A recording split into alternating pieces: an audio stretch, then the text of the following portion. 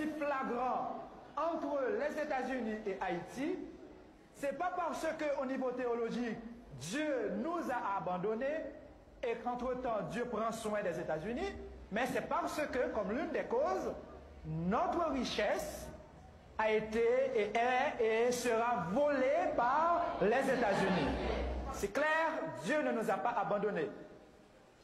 De notre côté, il y a la misère. Dieu, s'il nous aime, s'il ne nous abandonne pas, il ne saurait tolérer cette misère. Nous sommes les enfants de Dieu. Est-ce que les États-Unis ne sont pas les enfants de Dieu?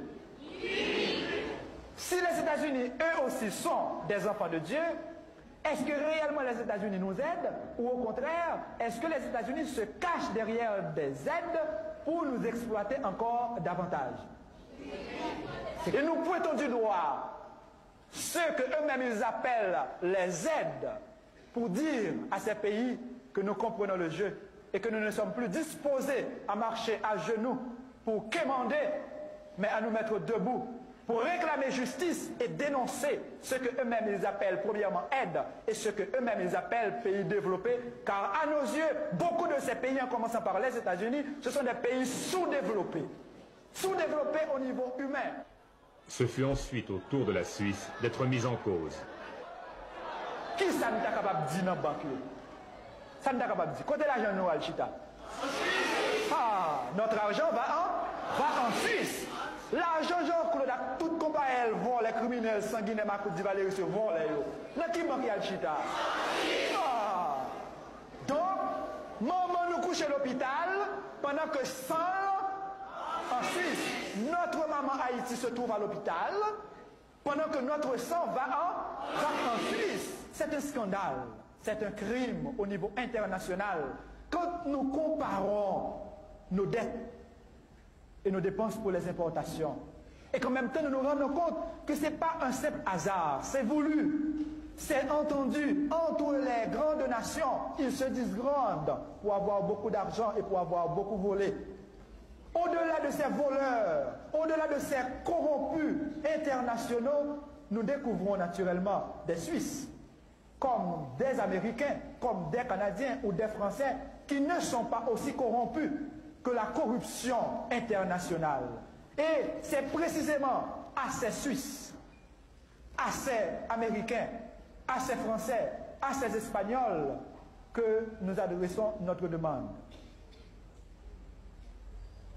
Nous leur demandons si vraiment ils reconnaissent avoir volé, si vraiment ils reconnaissent avoir volé à travers leurs compatriotes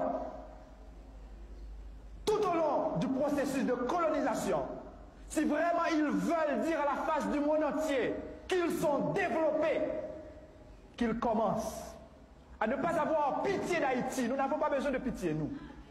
Qu'ils commencent à ne pas avoir pitié de nous, mais à reconnaître le droit que nous avons, droit de récupérer un peu de ce qu'ils ont volé.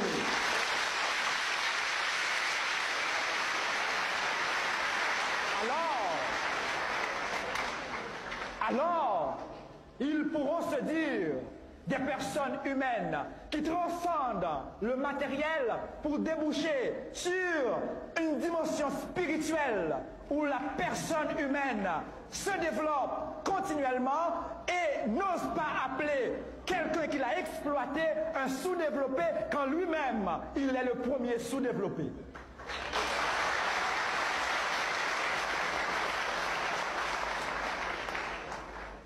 Que notre argent qui se trouve dans les banques suisses, si vraiment des Suisses ou des citoyens du monde reconnaissent que notre sang se trouve dans leurs banques, qu'ils se mettent debout à côté des personnalités honnêtes, internationales, pour dire aidons ce peuple, car son sang se trouve chez nous. Ça aurait été une honte internationale de laisser circuler dans nos veines le sang d'un pays appauvri. Et qu'un beau jour, Haïti ne dise pas simplement merci, mais qu'ils disent également fierté. Fierté de ceux et celles qui, à travers le monde, ont compris et ont agi. Fierté de cette race noire qui a compris son rôle historique à jouer à la face du monde.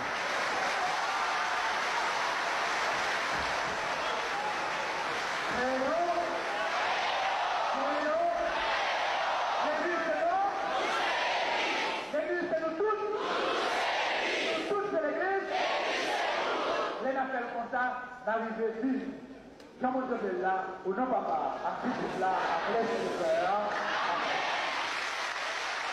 Père Aristide, les téléspectateurs ont certainement été frappés, comme nous, par le ton très vif de vos propos, par les critiques que vous teniez dans l'église dimanche. Et vous nous l'avez expliqué en parlant de l'immense attente du peuple haïtien, de son immense espoir, et que cela expliquait votre attitude. Alors, comment vous expliquez cet espoir, cette demande d'attente? Si le ton est vif, il traduit le courage du peuple haïtien de lutter pour une nouvelle Haïti.